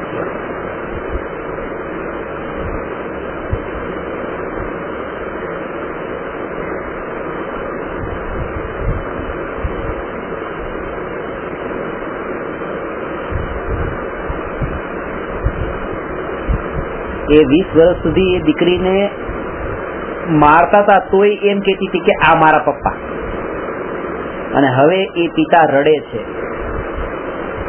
કઈ મારતા શીખતા કઈ નથી કરતા, તોય પોતાપણું સહજ છૂટે છે. કોઈ દ્વેષ નથી, કોઈ એના દીકરીના પ્રત્યે કોઈ અત્યાચાર નથી કરતા, કઈ નહીં, તોય તે રડે છે પિતા તો, પણ તોય આ કે તમે મારા નહીં. આવું જ પત્નીમાં થાય છે. પત્નીમાં તમે દુકાન 6 વાગે બંધ કરીને આવી જાવ તો ગુસ્સો કરશો, આ હું અત્યારના પોરમાં આવી ગયા છું. તોય ક્રોધ તમારા ઉપર કરે તો પણ તમે તો એમ જ માનો છો કે મારી પત્ની છે, ભલે ક્રોધ કરતી, આ મારી છે. જેમ પિતા એ દીકરી ઉપર ક્રોધ કરે તો પણ દીકરીને એમ જ થાય છે આ મારા છે, મારા, કારણ કે બીજું કઈ મળ્યું નથી ને. જયારે તમને આત્મા મળી જાય અને તમે ઘર છોડીને જતા હો, દીક્ષા લેતા હો, અને તમારી પત્ની તમને રોકતી હોય કે નહીં જાઓ, પણ તોય તમે એને પારકી માનશો. પત્ની કે આવી જાવ ને ઘરે, આવી જાવ ઘરે, તમે દુકાને નહીં જતા, 24 કલાક ઘરે બેઠા રહેજો, પણ તોય નહીં. આટલું મનાવે છે પણ તોય મોહ નથી રહ્યો, કારણ કે તમને કોઈ આત્મા નામની વસ્તુ મળી ગઈ પોતાપણા માટેની.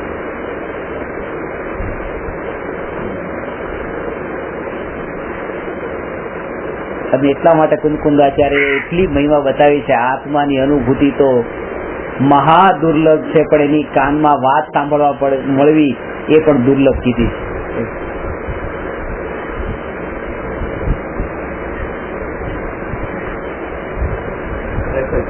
આત્માની વાત કરીએ ને તો એમ લાગે આ બસ કોઈ હોરર શો ની વાત કરે છે. પેલા આત્મા આવે ને રાતના, ઇધર આત્મા હે આત્મા.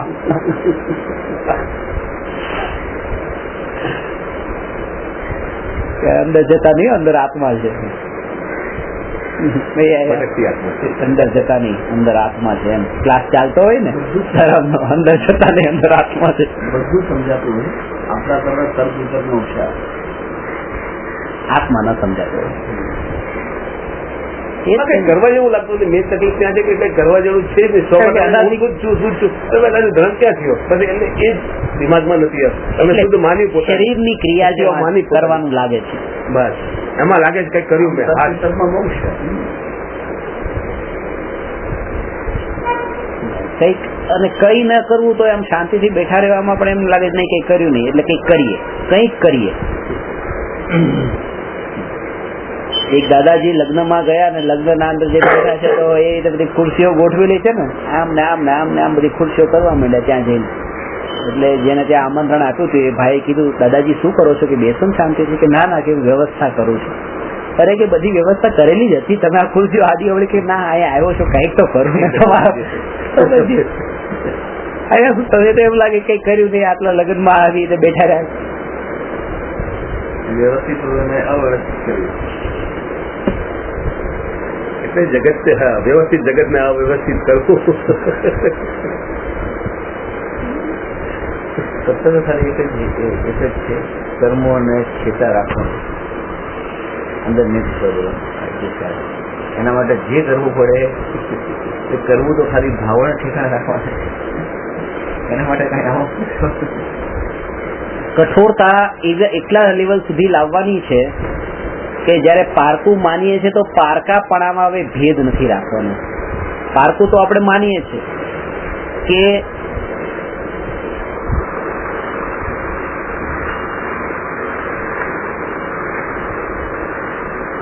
પપ્પા પણ પારકા છે, પપ્પાના ભાઈ પણ પારકા છે. પપ્પાના ભાઈ થોડા દૂરના પારકા છે, આ નજીકના પારકા છે. પારકામાં બે ભેદ હોતા નથી. પારકું એટલે પારકું. આનો અભ્યાસ કરજો.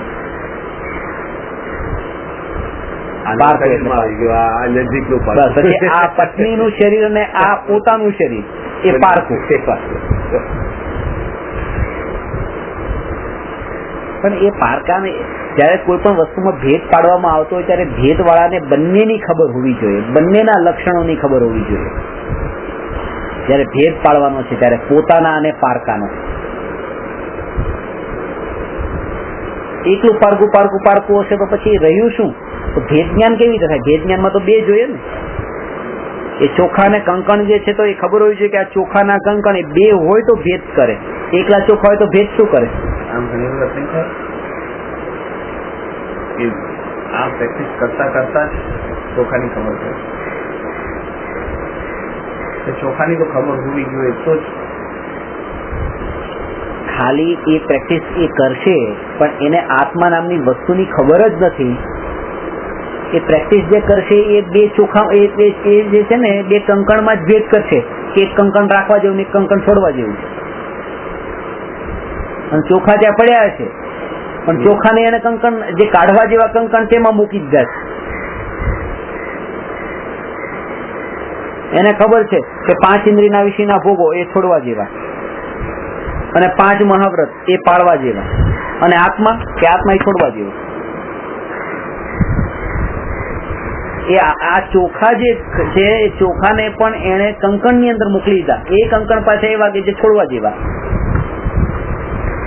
કંકણમાં બે ભેદ કર્યા, બે ક્રિયાઓમાં ભેદ કર્યો. એક ક્રિયા પાપની અને એક ક્રિયા પુણ્યની. એને કંકણ કહી દો, એમાં ભેદ કર્યો. અને જે ચોખા જે ન્યાયક છે એને છોડવા જેવો, એને અંદર લક્ષણ કર્યું. ખરેખર એ હોવું જોઈતું હતું કે આ પાપ અને પુણ્ય એ બંને ક્રિયા અને ન્યાયક એટલે બે થી પેલા ભેદ કરે. ભેદ વિનાનો જે અનુભવ છે ને એ પણ અનુભવ દુઃખદાયક છે, ભેદ જ્ઞાન વગરનો. ચોખા ભાત ખાતા હોઈએ અને કંકણ ન કાઢ્યા હોય તો એ ભાતનો જે અનુભવ છે એ દુઃખદાયક છે. તો પહેલા તો ભેદ બરાબર કરે કે એક પણ કંકણ ન રહે અને પછી એનો અનુભવ કરે. જ્યાં સુધી ભાતનો અનુભવ નથી ત્યાં સુધી કંકણ જ ખ્યાલ છે. ત્યાં સુધી કંકણ જ ખ્યાલ છે. ત્યાં સુધી ભાતનો પણ ખ્યાલ છે, પણ ભાતનો એને વાંચીને, જેમ આ ચોખા છે જોઈને ખબર પડે છે, અનુભવથી નહીં. આ ચોખા છે એ જોયા આંખેથી. એવી રીતે શાસ્ત્રોમાંથી વાંચીને ગુરુના પાસેથી સાંભળીને એ આત્માનું અને અનાત્માનું ભેદ જાણે. તો ધીમે ધીમે એને ખબર પડશે કે આ બધા કંકર હતા.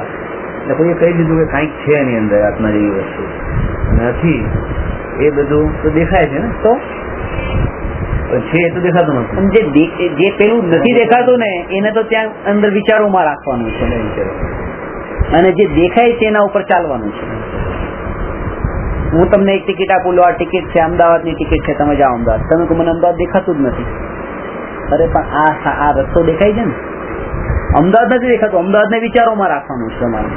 અને જેટલું તમને દેખાય છે આગળ જાઓ, પછી બહાર નીકળો તો આગળનો રસ્તો મળશે, એનાથી બહાર નીકળો તો એની આગળનો રસ્તો મળશે. એ રસ્તો તમે થોડા આગળ ચાલો તો રસ્તો આગળ મળવાનો છે. હવે તમે અહીંયા બેઠા તમે એમ કહો કે મને અમદાવાદ કેમ નથી દેખાતું, તો એ નહીં દેખાય. અને આપણે કોશિશ એ કરીએ છીએ કે આપણને આ ભૂમિકાના અંદર આત્મા કેમ નથી દેખાતો, પણ એની પહેલાની ભૂમિકામાં જે ચાલવાનું છે એ હજી કેટલું ચાલવાનું બાકી છે. આપણે સહારો એ જ લેવો પડશે કે જે આપણને દેખાય. એટલે પેલા કંકરને ઓળખવા પડશે. કંકરને ઓળખવા પડશે. એની સાથે સાથે ટિકિટ અમદાવાદની પોકેટમાં જોઈએ. બસ એ લક્ષ્ય એ જોઈએ. અને પછી જયારે તમે આટલું આમાં ફોલો કરો છો પછી અમદાવાદને જોવા કઈ નથી કરવાનું. એ અમદાવાદ ત્યાં ઓટોમેટિક દેખાશે. ટિકિટ જોઈએ,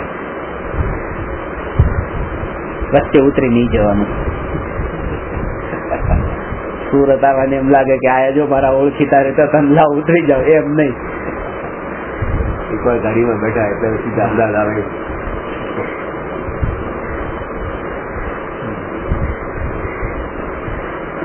લાવ ને એના માટે કઈક સુરત વાળા ઓળખીતા છે ને મળી આવીએ, સારું લાગશે, આમ તેમ એમ કરીને ઉતરી ગયા. કામ તો સારું છે, સગાવાળાને ત્યાં જઈને એની કઈ જરૂરિયાત હોય તો પૂરી પાડો, તમે પુણ્ય થોડું બાંધી દો.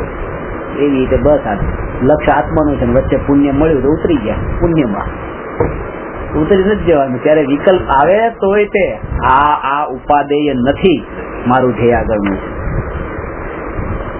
મજબૂતી જોઈએ. તો શું કરવાનું? કે કરવાનું કઈ નથી, તમારે હટવું હોતું, હટવા માટે કઈક કરવાનું હોતું, ચાલવા માટે તમારે બેઠા જ રહેવાનું છે. તમે જે સ્થિતિમાં છો એ સ્થિતિમાં રહો, હવે આગળ વધો. એ વધી જ રહ્યા છો તમે. જયારે તમે વિકલ્પોથી મુક્ત થાવ છો ત્યારે ઓટોમેટિક આગળ વધી રહ્યા છો. આગળ વધવાનો મતલબ બે પગ હલાવવાના આગળ વધવાનું નથી. એ વિકલ્પો જે છે, વિકલ્પોનો તમે માત્ર વિકલ્પોના જ્ઞાતા રહ્યા અને વિકલ્પો અનુસાર ન પ્રવર્ત્યા, બસ એ જ આગળ વધ્યા. એ જ પુરુષાર્થ થઈ ગયો.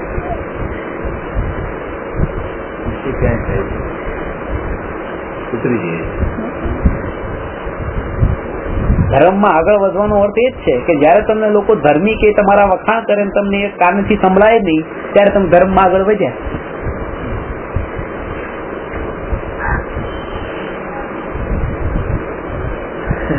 આપણી શિક્ષા ઉલટી હોય છે કે લોકો કેમ હજી માનતા નથી કે હું ધર્મમાં આગળ વધ્યો છું. પણ આ રસ્તામાં, આત્માના રસ્તામાં તો કોઈ કહેશે જ નહીં કે તમે કઈ ધર્મ કર્યું છે. કોઈ નહીં કહેશે. એ તો આપણી અપેક્ષા એવી હોય છે કે એક દારૂનો પીઠો હોય ત્યાં જ્યાં બધા દારૂ પીને બેઠા હોય અને એ પણ 4-4, 5-5 ચેર લગાવીને બેઠા હોય નિર્ભોષ થઈને, અને ત્યાં આપણે જઈએ, ત્યાં આપણે અપેક્ષા રાખીએ છીએ કે અહીંયા મને કોઈ કહે કે ભાઈ તમે ડાયા માણસ છો. અરે એ તો બધા આમ કહે છે કે આ કેવી ઊંચા ચૂકી વાત કરે છે, બોલતા નથી આવતું. આપણી અપેક્ષાઓ એ લોકો પ્રતિ હોય છે. જે અજ્ઞાની છે એ આપણને જ્ઞાની માને. અજ્ઞાની પાસેથી મેડલ લેવા માંગીએ છીએ.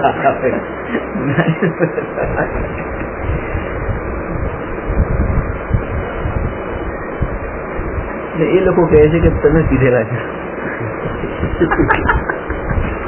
મજા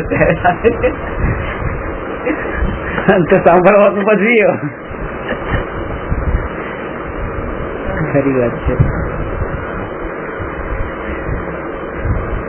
તમે ગાંડા થઈ ગયા.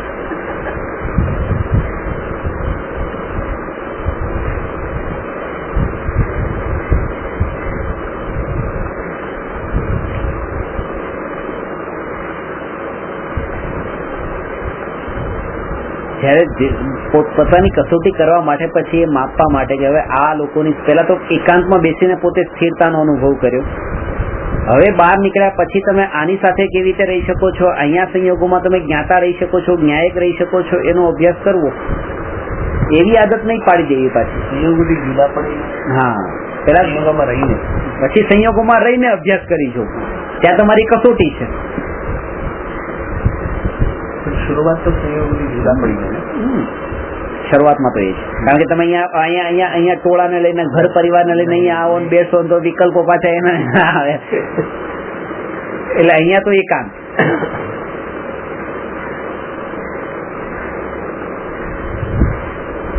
અધ્યાત્મમાં એવું છે કે થિયોરી જે છે એ થિયોરી એકાંતમાં છે, પ્રેક્ટિકલ.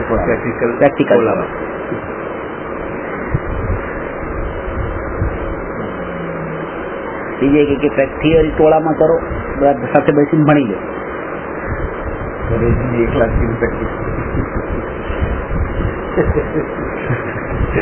પછી શું પ્રેક્ટિકલ ના આવે તો પ્રેક્ટિકલ એકલા છે પ્રેક્ટિકલી કરો.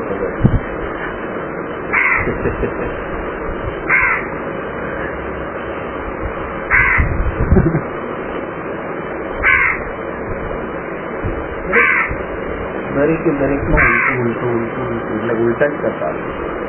હવે આ કાગડો અવાજ કરે છે તો શું વિકલ્પ કરો? ઘણી વખત તો અમે આ રેકોર્ડિંગ સાંભળીએ ને એટલે એમાં લાગે કે આટલી હોર્ન ને આટલું વાંચતું હતું કે એટલે નીચે નહીં, એટલે ખીચુડ ખીચુડ ગલી કે લારી ચાલે, છોકરા રમતા હોય ત્યારે એક તો પૂરો અવાજ ક્લિયર આવે છે. આ પંખાનો અવાજ પણ એકદમ આવતું હતું કે આપણે એટલું સાંભળ્યું જ નથી.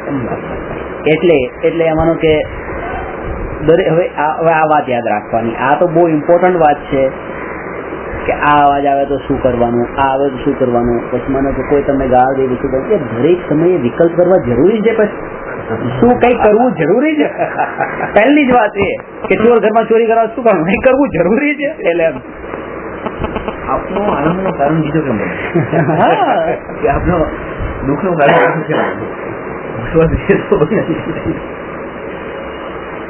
એ આપણા હાથમાં છે. લગભગ આમ જ થાય છે. કોઈએ કંઈ કહી દીધું હોય આપણે દુઃખી થઈ જેવો એને કાઢી નાખીએ. હા, અને આનંદથી પછી એવા રહેતા હોય એમ કે, અને એ લોકો આમ લોકમાં પણ એ જોવાતું હોય છે ને, કઈ બહુ નજરમાં કઈ ન લે ને કોઈની વાત ન, તો એ આમ સુખ આનંદની જલસામાં રહેતો હોય. કેવા વાળો હોય દુઃખી થતો હોય કે મેં આને આવું કીધું તો આને અસર કેમ નથી થતી, અસર નથી થતી એના કારણે દુઃખી થતો દુઃખી થાય. હા, એમ કેમ કરે છે કે મજા આવતી હોય નશામાં કેટલી એ હળવા ફૂલ જેવા થઈને રહેવામાં મજા છે. અને એનો અભ્યાસ અત્યારે એ પંક્તિ છે, હમ મગન ભય પ્રભુ ધ્યાન. બહુ બહુ સરસ છે. હમ મગન ભય પ્રભુ ધ્યાન. આનંદ સંજીવ હરિહર બ્રહ્મા પુરंदर की रिद्धि आवत नहीं तो मान में चिद आनंद की मोहत मची है क्षमता के पान. जिन ही पाया तिन ही छिपाया. એ જ કરી શકે. जिन ही पाया तिन ही छिपाया न कहे को के कान में. અહીંયા તો કેવાનું કાન કહી દો, આટલું પામી ગયો, એ જ નથી પામ્યો, ન પામવાનું પ્રમાણ. એટલે આ સવાલ તો એટલે છેલ્લે જે કાળ બધો આમાં જે પ્રશ્નોમાં પણ છેલ્લા જે પ્રશ્નો લીધા છે ને બધા જ એ મૌન ના ને એવા બધા વિચાર રહિત ના, એટલે ત્યાં પછી બોલવાનું નથી રહેતું. मौन का स्वरूप कैसा है, उसका वास्तविक फल क्या है. सब ही गई दीनता हमारी, अब गई दीनता अब सब ही हमारी. सब संकित दान સંકિત મળે એના પછી દીનતા જાય છે. પ્રભુની સંકિત દાનમાં બધી દીનતા ગઈ. આપણે ભિખારી છીએ, આપણે આત્મા જેને આત્મા નથી ભિખારી. સંકિત દાન મળી જાય સબ બધી આત્માને લગતી જોઈએ. અને ચિંતન લખ્યું છે બુક, એનો આગળનો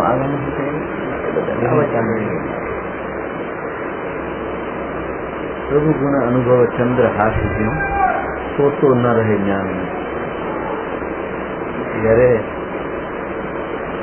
આત્માનો રસ મળી જાય છે ત્યારે જેમ સલવાર જ્ઞાનમાં નથી રહેતી, બહાર નીકળી એની પોતાની ચમક દેખાય છે, ઓટોમેટિક આવી જાય.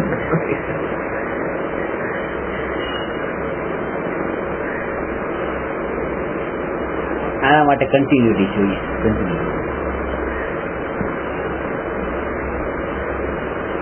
રોજ આનો નાનો અભ્યાસ ચાલતો, અને ખાસ તો એ કે જ્યાં ઘટના ઘટે છે ત્યાં એની જાગૃતિ જોઈએ. પરિણામો ત્યાં ચકાસવા નથી. હા, બાકી તો પરિણામો બરાબર જ છે, કઈ વાંધો નથી. જયારે સંયોગ ના હોય ત્યારે તો બરાબર છે, આપણે ક્યાં ગુસ્સો આવે. સંયોગ આવે ને ગુસ્સો વર્તવાનો હોય ને ત્યાં ના વર્તો તો બરાબર છે. તમે હવે આ સમજ્યા કે સમજણ આવી તમારે. બાકી તો કહો अच्छो छू गया गंदा छू जाएगा. कोई जगह वही रजा वही संयोग पैदा તેની જ થાપ. જેમ કે હવે થર્મોમીટર લીધું, એમ મૂક્યું મોઢામાં, અને ત્યાં ખબર પડી કે 103 ડિગ્રી તાવ છે, તો જે સમયે એ માપ્યું 103 ડિગ્રી તાવ એ સમયે નથી, એ જ સમયે નથી, એની આગલા સમયે પણ આ તાવ હતો. આ તો તમારા માપમાં, તમારા જ્ઞાનમાં અત્યારે જણાયું કે 103 ડિગ્રી છે, તો ખરો જ. તો આ થર્મોમીટર તો આપણે સામેથી ઘરમાં લાવીએ છીએ ને, ઉપકારી માનીએ છીએ કે મને કેટલો તાવ છે એ મપાય છે આના વડે. હવે જે પ્રતિકૂળતા છે એ મારા કષાયને મપાવે છે કે મારામાં કેવો કષાય છે, એ થર્મો એનો આ ઉપકાર રાખવું જોઈએ. એને તો ભગવાન કશાય ના આવે. આપણે એમ સમજીએ છીએ ઘરમાંથી થર્મોમીટર કાઢવાનો મતલબ તાવ કાઢવો. અરે તાવ કાઢવો નહીં, ઉલટો તાવ વધશે, ખબર જ નહીં પડે ને.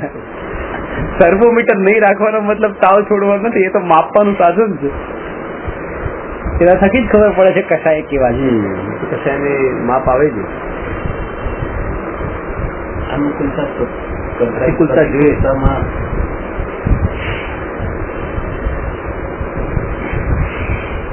મોહ તથા રાગ વચ્ચેનું અંતર આ બતાવ્યું કે મોહ એ શ્રદ્ધા ગુણની અશુદ્ધ પર્યાય છે, રાગ એ ચારિત્ર ગુણની અશુદ્ધ પર્યાય છે.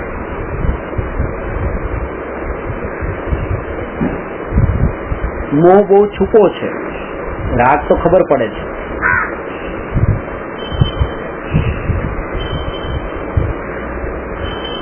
મોહ બહુ છૂપો છે. દર્શન મોહનીય કર્મના ઉદયથી મોહ અને ચારિત્ર મોહનીય કર્મના ઉદયથી રાગ થાય છે. આ કર્મની અપેક્ષા એ વાત થઈ, પેલી ગુણની અપેક્ષા એ વાત થઈ, શ્રદ્ધા ગુણ અને ચારિત્ર ગુણ. આ દર્શન મોહની કર્મ અને ચારિત્ર મોહની કર્મ. દર્શન કર્મથી આપણે શ્રદ્ધા ગુણની પર્યાયમાં અશુદ્ધતા ઉત્પન્ન થાય છે. એટલે કે શ્રદ્ધા ગુણની પર્યાયનું મિથ્યાત્વ રૂપ પરિણમન થાય છે. મિથ્યા દર્શન, મિથ્યાત્વ.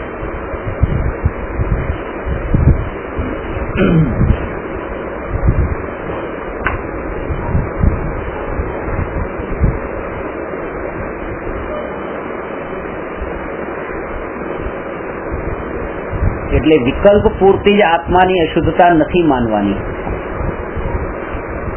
રાગ જે છે ને, રાગાદી ભાવોના વિકલ્પો આત્મામાં ઉઠે એટલી જ અશુદ્ધતા નથી માનવાની.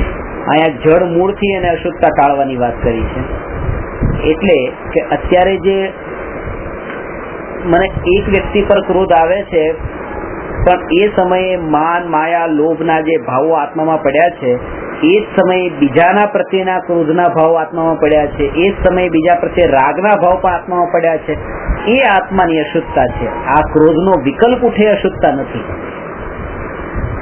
હવે આને એ રીતે પકડીને પોતાની અશુદ્ધતા માપશું તો અત્યારે વર્તમાનમાં હું કેટલો પર્યાયમાં મલિન છું ખબર પડશે. ને તો પર્યાયની મલિનતા એટલી નહીં લાગે, એમ લાગશે કે આટલી જ મલિનતા છે. જે ફુવારો છે, ફુવારામાં પાણી નીચે ગંદુ પાણી છે, ફુવારાના અંદર ઉઠી રહ્યું છે, તો જે ઉઠી રહ્યું છે એ જ ગંદકી નથી. એ ગંદકી જે નીચે બધી પડેલી છે એ બધી ગંદકી છે.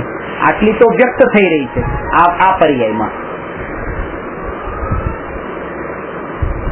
અને જેને ચોખ્ખો કરવો હોય ફુવારો, તો ખાલી આ પ્રગટ થયેલો જે ફુવારો જે વ્યક્ત થઈ રહ્યો એને નથી દૂર કરવાનો, એ પાણી ચોખ્ખું નથી કરવાનું, અંદરનું ચોખ્ખું કરવાનું છે. એ થઈ નથી શકતું, પાછું થશે પણ નહીં. અંદરનું ચોખ્ખું થાય તો એ વ્યક્ત પણ ચોખ્ખું થશે. એટલા માટે જ કે એક સમયની પર્યાયને આપણે જે વ્યક્ત છે એ વિકલ્પોને ચોખ્ખા નથી, વિકલ્પોથી નિવૃત્ત નથી થવાનું, અંદરની જે વૃત્તિઓથી નિવૃત્ત થવાનું છે. વૃત્તિઓ વડે જ વિકલ્પ આવે છે.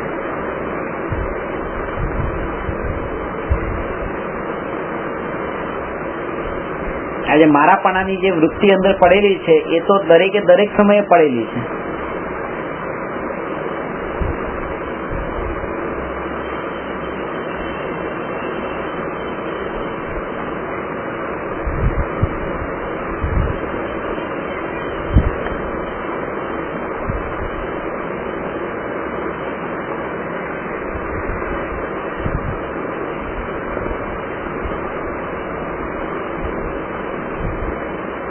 પારકા લોકોનું ધ્યાન એ ફુવારા ઉપર છે. ખાલી એને જોવો છે ને, જોઈ નીકળી ગયા અંદર. ત્યાં શું છે, જેનો ફુવારો છે એનું ધ્યાન ત્યાં અંદર છે, કારણ કે એને ખબર કે એની સાફ સફાઈ રાખે છે કે નહીં, એ ત્યાં ધ્યાન રાખે છે, એ ફુવારા ઉપર નથી જોતા. તો તમારા અંદર વિકલ્પો, તમને એમ થયું કે ચલો આ વસ્તુ કોઈને આપી દો, તો આ વિકલ્પ તમને ઉઠ્યો ને, તો લોકોમાં તમે વાહ વાહ વાહ કેવા કેવા કેવા મહાન છે. કારણ કે લોકો તમારા વિકલ્પો જોવે છે, અંદરની વૃત્તિ નથી જોતા. પણ તમારે અંદરની વૃત્તિ જોવાની છે.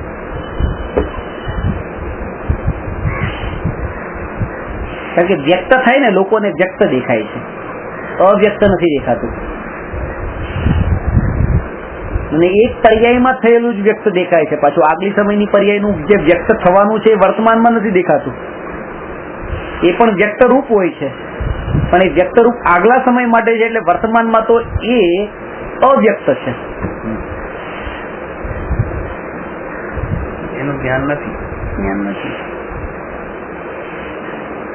એનું જ્ઞાન અગર થઈ જાય તો આ પર્યાયમાં પણ એને આ રાગ ન થાય. હવે તમે કોઈના માટે કઈ સારું કામ કર્યું અને આગલી પર્યાયમાં તમે એને મેણું મારવાનો છો, મેં તમારા માટે આ કામ કર્યું છે. હવે આગલી પર્યાયમાં એ વ્યક્ત થવાનું છે, પણ વર્તમાનમાં વ્યક્ત નથી ને. વર્તમાનમાં તો એને આ જ વ્યક્ત દેખાય છે, તમે એનું ભલું કરી રહ્યા છો, ત્યારે તમે બહુ સારા લાગો છો. એને આગલી પર્યાયનું પણ વ્યક્તપણું દેખાય તો વર્તમાન પર્યાયમાં જે ઉત્પન્ન થયેલો જે ભાવ છે તમારા માટેનો એ ન રહે.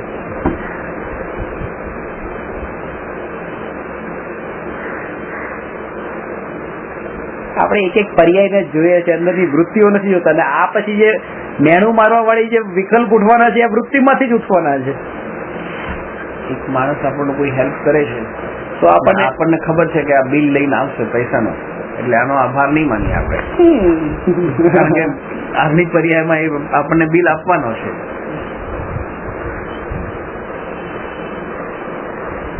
મોહ ટળી જાય એવું આપણને લાગે છે કે મને હવે આ પદાર્થનો મોહ રહ્યો નથી, એવું બની શકે. મારાપણું ન રહ્યું એવું બની શકે, પણ મારાપણું છૂટી ગયું હોય એમ નહીં, મારાપણું પલટાઈ ગયું હોય. આ નિયમ છે. અજ્ઞાનીને મારાપણાનો વિષયો પલટાતા રહે છે. મારા મારા મારા એ વિષય પલટાતો રહે છે. માનો તમારે ત્યાં કોઈ સાડી ખરીદવા માટે આવે છે તો એ સાડી ખરીદે છે ત્યારે સાડી નથી ખરીદતા. જો આ સાડી પડી છે ને આ પૈસા પડ્યા છે, બંને વસ્તુ પડી છે. આ ભાઈના જે ગ્રાહકના પૈસા, દુકાનદારની સાડી, ડીલ થઈ ગયું, બે વસ્તુ ત્યાં પડી છે. અને જયારે નક્કી થઈ જાય છે ત્યારે દુકાનદાર પૈસા લઈ લે, પૈસામાં મારાપણું કરે છે અને આ ગ્રાહક સાડીમાં મારાપણું કરે છે. મારાપણું ખરીદવા ગઈ છે, સાડી ખરીદવા નહીં. એ સાડીનું મારાપણું ખરીદવા ગઈ છે, એના આ 5000 રૂપિયા છે. સાડીના 5000 રૂપિયા નથી. સાડી તો સાડી છે. કોઈ પણ વસ્તુની કિંમત આંકી જ ન શકાય. એના મારાપણું કરવાના કેટલા? હાથમાં રાખવાના, જોવાના, આમ કરવાના, પહેરીને લઈ લે, ત્યાં ચેક કરે, એના પૈસા નથી. મારાપણાના આ પૈસા છે. સારાપણાની કિંમત એટલી વધારે નથી હોતી. એ તો આખી દુનિયા બહુ સારી સારી સારી. મારાપણાની કિંમત હોય છે. વિન્ડો શોપિંગમાં સારું જ હોય છે. મારાપણાની કિંમત છે. મારાપણાની કિંમત બહુ અહીંયા પણ બહુ મોટી ચૂકવવી પડે. તો અહીંયા ચૂકવવી પડે મોટી, બહુ પ્રમાણ જે મારાપણાનું છે ને.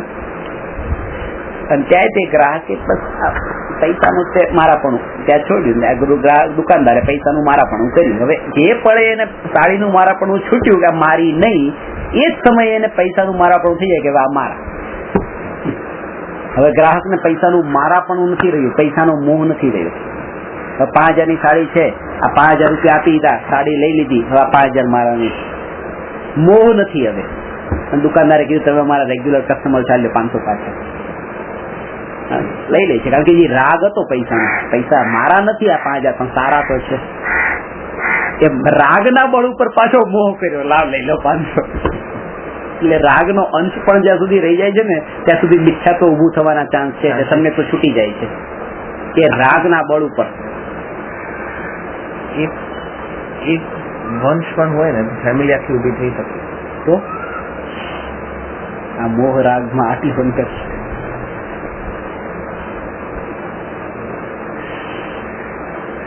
કોઈ વસ્તુને ખરીદતા જ નથી, વસ્તુના મારાપણાને ખરીદીએ છીએ.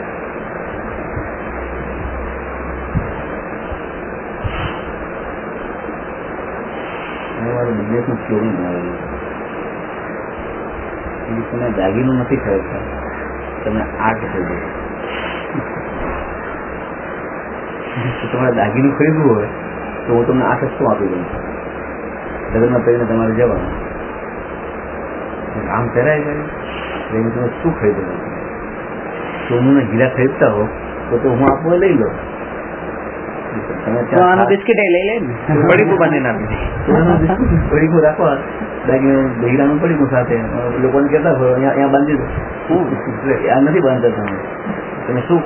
અને પાછું ખાસ તો એ કે તમે આમાંથી તો બિસ્કીટમાં તમારે જે બનાવવું હોય બની શકશે તાત્કાલિક. એટલે આમાં તો ઓછું નહીં થાય, આમાં તો પાછું બીજું કેટલું ઓછું થશે. પાછું આમાંથી પેલું કરવું. આઠના પૈસા ના હોય, આટલી કિંમત ના, આટલી કિંમત. તમે એની કિંમત કરવા જશો તો હું તમને લાંબુ એક લિસ્ટ આપીશ. કે ક્યાં ક્યાં એને શું મહેનત થઈ છે અને એનાથી પણ હજુ આગળ જઈએ, એનાથી પણ હજુ આગળ જઈએ, પૈસાનું કે સાડીનું પણ મારાપણું નથી, પણ એ પર્યાયનું મારાપણું છે. પૈસાનું મારાપણું નથી. પૈસા એ પૈસાની નોટ માનો કે આટલી હોય, તમે કહો નહીં નહીં આ નહીં, કેમ મારા પણ પૈસા તો છે. પર્યાય એની આવી છે પાછી, એ ફાટેલી પર્યાય વાળી છે. કાણા વાળી સાડી તો નહીં જોઈએ, સાડી તો છે, ઘરે જઈને જોયું, આ નહીં પાછી આ પર્યાય. એ પર્યાય પાછી કેવી છે? સાડી મારા પણ થઈ ગયું છે, કલર જતો રહ્યો, પાછી લઈ ગયા, આ નથી જોતી મારે, કેમ મારી કે નહીં. પેલી જે લીલી પર્યાય હતી ઘાટી હવે આછી થઈ ગઈ, આ પર્યાય નહીં જોયું. પર્યાયનું મારાપણું છે. અજ્ઞાની પર્યાયમાં મારાપણું કરે છે, એનું નામ મિથ્યાત્વ છે. જ્ઞાની દ્રવ્યમાં મારાપણું કરે છે, જેનું નામ સમ્યક દ્રષ્ટિ છે. દ્રવ્ય દ્રષ્ટિ તો સમ્યક દ્રષ્ટિ, પર્યાય દ્રષ્ટિ તો મિથ્યા દ્રષ્ટિ. વસ્તુ પણ નીકળી ગઈ, વસ્તુની પર્યાય છે, પર્યાય રહી. દીકરાનું મારાપણું થોડું છે, દીકરાની પર્યાયનું મારાપણું. તો મરી જાય, મસ્ત થઈ જાય તો ક્યાં પડે મારા? અરે જીવતો હોય તો તે બાપા નામ ડુબાવતો હોય તો કઈ દેવા મારો નહીં, છાપામાં છપાવી દેવા મારો નહીં, કારણ કે નામ એનું ખરાબ કરે છે ને એટલા માટે. પર્યાય હવે પર્યાય પલટાઈ જાય, જો દીકરો સારો થઈ જાય તો પછી આ મારો છે. જો એવી પર્યાય વાળો દીકરો હોય તો મારો નહીં, આવી પર્યાય વાળો હોય તો મારો. પર્યાયમાં મારાપણું હોય છે મિથ્યા દ્રષ્ટિને, અને એ પણ પાછું પોતાની નહીં, પરની પર્યાયમાં. હવે જ્ઞાનીને દ્રવ્યમાં મારાપણું છે, હું પણ છે, એકત્વ છે, પર દ્રવ્યમાં, સ્વદ્રવ્યમાં. એટલે સ્વદ્રવ્યમાં પરની કેવી રીતે થઈ ગઈ? પર એટલે પૂતગલની, બીજા દ્રવ્યની. પોતાની પર્યાયમાં મારા, સાડીની પર્યાયમાં મારાપણું કે એમ, એ તો પર દ્રવ્યની પર્યાય થઈ ગઈ. એટલે એ તો બહુ જ દૂર, બહુ દૂરનું થયું. પોતાની પણ પર્યાયમાં એને રસ ન હોય ને, પોતાના પણ દ્રવ્યમાં જ રસ હોય. પણ પોતાની પર્યાયમાં પણ રસ ન, પણ પેલા તો પર છૂટીને સ્વ તરફ આવે, એટલે આ તો ત્યાંથી જ છૂટતો નથી. સ્વ તરફ આવે પછી તો પોતાની અશુદ્ધ પર્યાયથી છૂટે, પોતાની શુદ્ધ પર્યાયથી છૂટે, પણ પોતાની પર્યાયને આત્માથી સર્વથા ભિન્ન નથી કીધી. ત્યારે તો એને અશુદ્ધ રૂપે ભલે દેખાતી હોય પણ એને પણ દ્રવ્યમાં એકત્વ દ્રવ્યમાં જ છે, પર્યાયમાં એકત્વ નથી. નહીં સમજાવું. પર્યાયમાં એકત્વ પોતાની જે પર્યાય છે, રાગ દ્વેષની પર્યાય, એમાં પણ જ્ઞાનીને એકત્વ નથી, કશાય પડેલા એમાં એકત્વ નથી. જ્ઞાનીની વાત. પણ તેમ છતાંય તે જેવું પર દ્રવ્યનું મારાપણું નથી, એવી રીતે પર્યાયનું મારાપણું ન હોય એમ નથી. પરથી તો પોતાને સર્વથા ભિન્ન માને છે, ને આ પોતાની પર્યાયથી કથનચિત ભિન્ન માને છે. કથનચિત શબ્દ કેમ? કારણ કે પર જે છે એ પરના અંદર કઈ ઉપચાર કરવાય જવાનું નથી, આ પોતાની પર્યાયનો ઉપચાર હજી કરવાનો છે, એ પુરુષાર્થ કરવાનો છે. તમારો ક્રોધ જે છે એ ક્રોધ મારા દુઃખનું કારણ નથી, પણ મારો ક્રોધ મારા દુઃખનું કારણ બને છે, તો એનો ઉપચાર કરવાનો છે, તમારો નહીં. એટલે એના ઉપર દ્રષ્ટિ કરવી જ પડે. એટલે એને સર્વથા ભિન્ન ન મનાય. સર્વથા ભિન્ન નહીં છે, ભિન્ન પણ સર્વથા નથી. કથનચિત શબ્દ વાપરે છે. એ તો બધું શુદ્ધ કરવા ના જાય, અને અશુદ્ધ ન દેખાય તો શુદ્ધ કરે નહીં.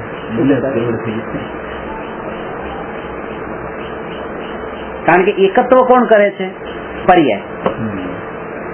દ્રવ્ય તો એકત્વ કરતું નથી. જે પર્યાય અત્યારે પરમાં એકત્વ કરે છે, એ જ પર્યાય પછી પોતાનામાં એકત્વ કરે છે.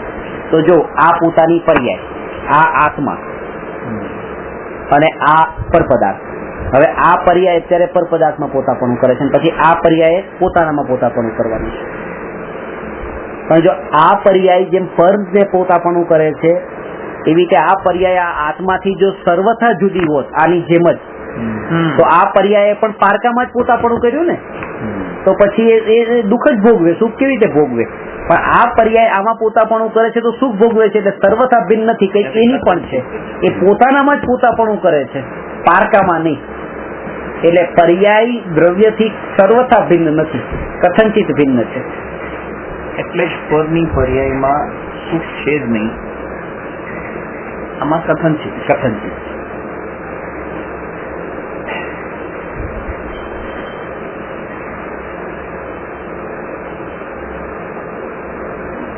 પરથી સ્વની પર અને સ્વની પર્યાયમાં તો કથનચિત, પરની પર્યાયમાં કથન પરમાં તો સર્વથા, પરની પર્યાયમાં સુખ છે જ નહીં. જ એટલે સર્વથા, હા જ એટલે સર્વથા, અને સ્વમાં કથનચિત.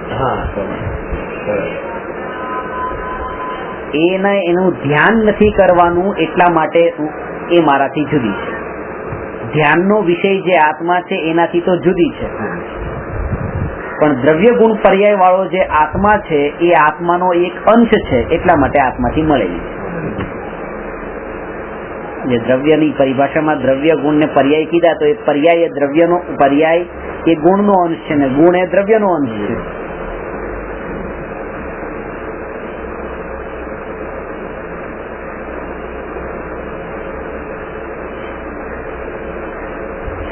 સમય પર હવે